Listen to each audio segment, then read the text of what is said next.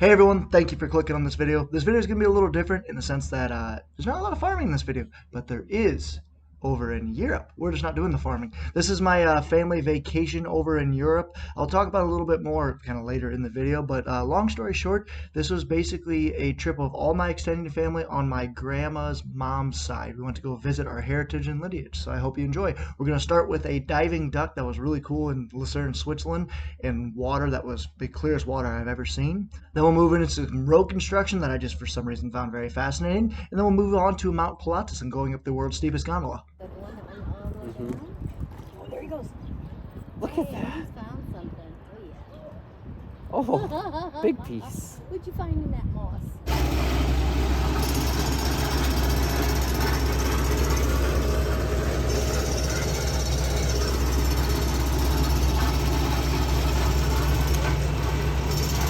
So we're going up the steepest train in the world. See how they're angled? Gonna end up way up there at Mount Pilatus in Lucerne. Going up to 7,000 feet. We're at 1,300 right now. Hey Robert. Yo. What's up? Found some tattoo stickers in my back pocket. What are they? Don't know when the last time I wore these shorts. Attaboy. So this is cool Swiss engineering. This train's gonna slide over. Last time I went on one of these was 19. Well, that's pretty neat. And there was a hiker coming down, bought a ticket. So this is a train, but it goes straight uphill, and the only I sit on my dad's lap. it goes at 6 miles an hour. You can kind of see how the train's angled. The only ways it does that is because the train actually, it's a normal rail, so it's got a rail, but it's got a drive cog in the middle. So it's all driven by a cog, and it's electrically driven. Swiss engineering is cool. Yeah, that's what it drives, going straight up this mountain. Take a half hour to go up a mile. Whee! Because we already slid over. Oh, I don't like being backwards. Oh, I don't like this. I don't like this. 48% grade, they said.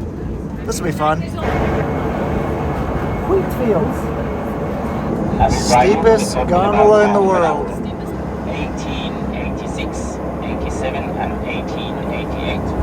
The inauguration took place on the 1st June 1889, and so we are traveling already in 134th season. The cockpit was first operated with a steam engine. The train were pushed up and taken down. After 1937, the electricity was installed, and since then, this red train is traveling during the season between May and It is too. That's how they drive it on the way down. I know. What kind of... Woof.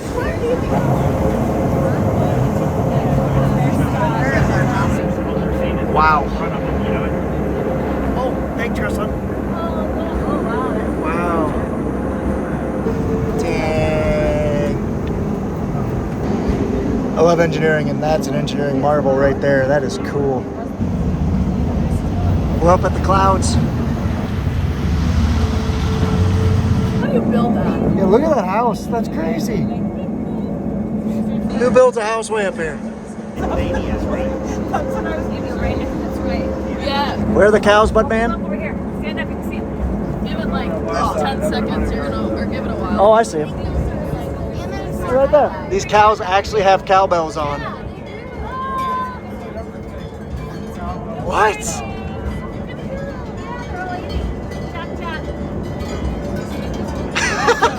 They legit have cowbells on.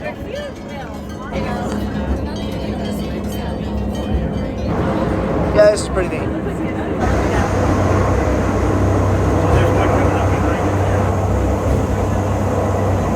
There's a crossway up there, up on top of the mountain. So just looking at the amount of grease that's on this track,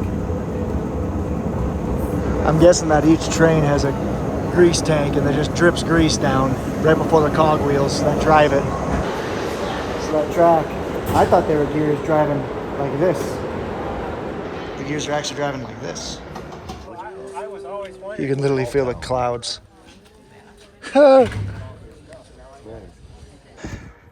So as you can see, we're all in clouds right now. This is what it should look like. So just imagine that. Hi, Chrislyn. Chrislyn. Hi, Chrislyn. Hi. Wow. Pretty, pretty, pretty. Go to church. This makes it really hard. Oh, that's really cool. There's a church like 1,000 feet down. 2 days up And see here. the steep. And that crossway up there. Wow. Why don't you go paragliding? I'm out. That's the cable car we're going down. Right there. Over the there? other side. Yeah, you see that? Oh. Are we going all the way down? Just dodging clouds, but look at this. We're only 7,000 feet up, which is nothing for Grab my grapple. Denver or the Rockies, but still, this is cool. Here's how the cars work. See how they have that, let's start with the glare, that transverse gear. There's bullet one on each side. And drives right up this track. And there's the cowbell that goes on every one of their cows. Oh my god. Carry, I think. Curl this one lighter. Yeah, that is a little bit lighter. Curl that. Oh, wow, that's hefty. That's like 30 pounds at least. Now we're gonna take a gondola down. Also, we should have took it down.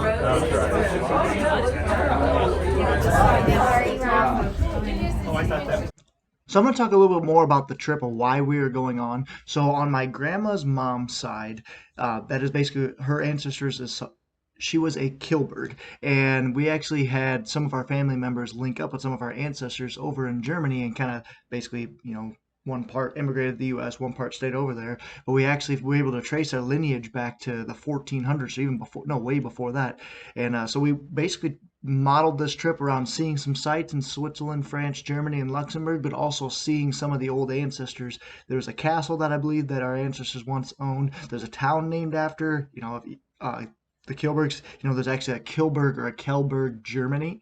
So if you're curious, that's kind of where we went. So it was just kind of neat. And you know, so this is like so back on what we're actually doing. This is a time lapse going down the mountain, heading back down to the town of Lucerne, Switzerland. So then, literally right after this, we hopped on a bus and drove 2-3 hours to this really awesome church where, hey, look, I found tractors. So now we're getting to my speed. So we drove about an hour and a half to a town. I don't even know what it's called. Edensteigen. I forget what it is. But they got an old Fendt from the 70s. Got a John Deere 5R 5125, 4-year-old tractor. Got the white paint on it.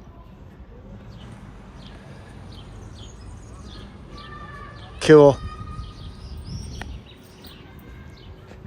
And they got a Massey 6713 sitting over here. Bunch of old tractors. Got a Steyr. This nice 6713 Massey.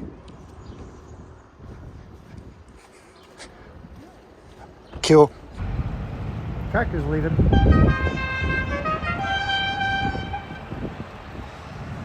It's FFA day, but for Europeans. You see how the bus is shaking, so that's part of the test you're going to do. You said, don't get up, don't let anybody out, don't be alarmed. This is kind of cool. Did you do this in Iowa? 15-ton per axis. Okay. So that was an interesting experience. Got to experience the Swiss DOT. We just left Switzerland, making the short drive into France, just to kind of visit this awesome, cool wine country. And we're going to make our way into Germany. Grapes for literal miles.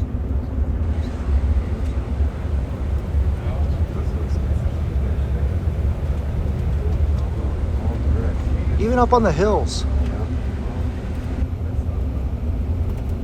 There's literally grapes here for miles and miles on end. We just drove for the last 15 minutes from there, and there's nothing but grapes. Wow. It's definitely wine country in eastern, northeast France, or southeast France. Basically the corner of Switzerland, France, and Germany, that area. So this is a few days later. We're actually in Germany now instead of in Switzerland. And I am nerding out on this awesome clock that was built back in the 1700s. Like, the amount of engineering that goes into this is cool. So I'm gonna try and break it down for you. First, just watch it.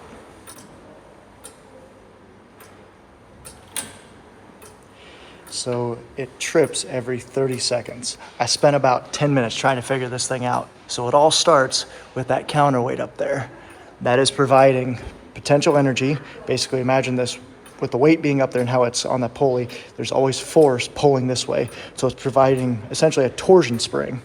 So it basically, through a gear train, this gear right here is always wanting to be spinning this way because of that counterweight. And every once in a while, you got to go up there and pull that counterweight down. That's why it's on like a winch. So because of that, you have this pendulum that's just swinging because of perpetual motion. Probably the biggest thing I don't understand is how do you keep that timed with a second? Because every click is a second, and every 30 seconds it moves. Yeah, like that. So it's always wanting to turn. So that pendulum actually is the one holding that gear back. And basically every 30 seconds, because that gear right here goes to that gear, and this is the cool part, which turns that big gear, which is down to those bevel gears, and then you got a stationary bevel gear and then a 2 gear ratio. So this one is always slowly moving down the arc, which is eventually moving this slide gear, and then every 30 seconds it slides off, trips, this wants to flip, and it essentially turns that gear right there, and then that gear is basically ratioed down to there, 6 gears, and then every 30 seconds it moves this hand in a 30 second, and then that's gear ratio to the hour too. So every revolution is 1/12 of a revolution of the hour hand. Long story short, I'm nerding out with this. This is really cool engineering for back in the 1700s, just using literally perpetual motion, potential energy with that weight up there, and a whole bunch of math and gear trains. How they figured this out back then, I don't know, but this is really cool. So if you ever want to figure out how a clock works, that's how, especially a clock back in the olden days. It's just all gear ratios, potential energy, and perpetual motion.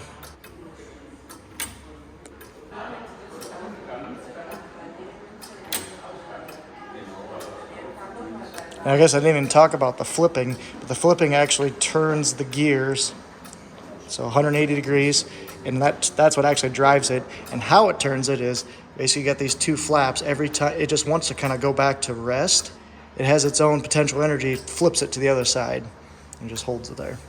So this video is definitely going to be a little bit scattered. Just, I'm showing you guys the cool parts of our Europe trip that my wife and I and extended family took. Because as I mentioned before, we're going to visit my extended family's heritage, so my grandma's mom's side.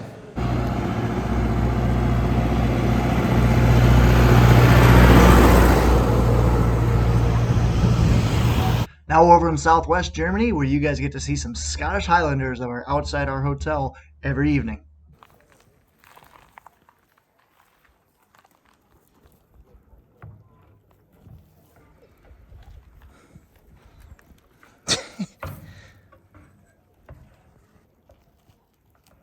These things are cute. Look at that baby. You guys are cute. So I don't know what breed of cattle these are, but they are adorable. Look how shaggy they are. Steerable rear axles.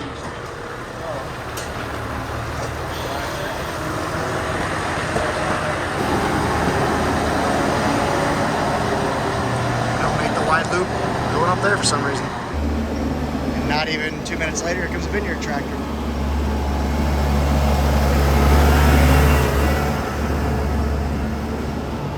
So we went to Wild Distillery for one of our days, and I got to learn a little bit about their grapes. The people that run this distillery actually have that hill of grapes. It's about 2 hectares, so about 5 acres-ish. And the little, kind of the bare spot in the middle, that was newly planted grapes last year. The grapes are produced for about 20 to 30 years. But this distillery wants old grapes. If they could find a 100-year-old vine, they'll try to use those. Very, very good if you guys are ever in the western part of Germany. Stop into this place. You're so fluffy.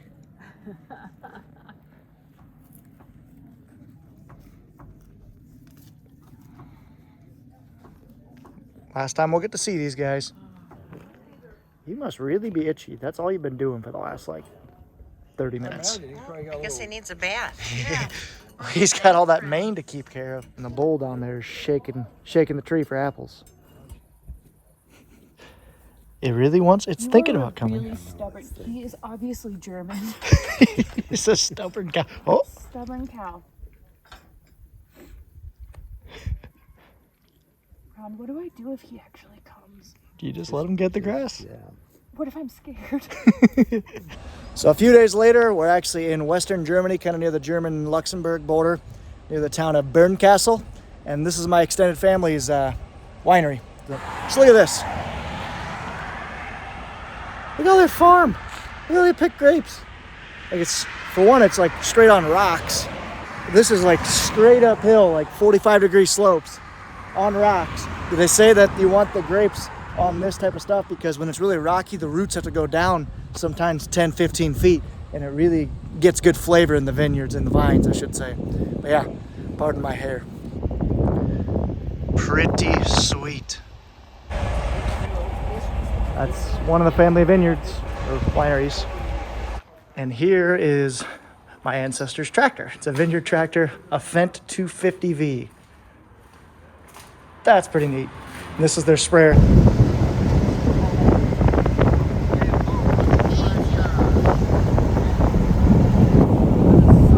They literally go into the rock. That is unreal how steep that is. So I'm out for a run this morning. Really beautiful, just right along the river, bunch of grapevines. Anyway, see a spray helicopter. I was wondering if they use helicopters to spray. These hills will be way too steep to spray with a plane, but a helicopter could probably do it. Yeah, there you go.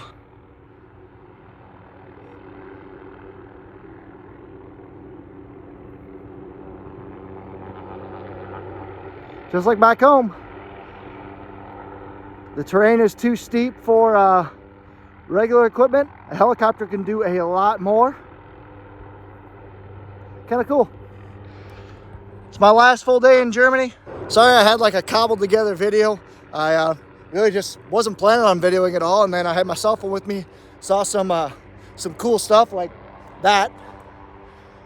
So I was like, yeah, I might as well make a video out of this. So hope you guys enjoyed it.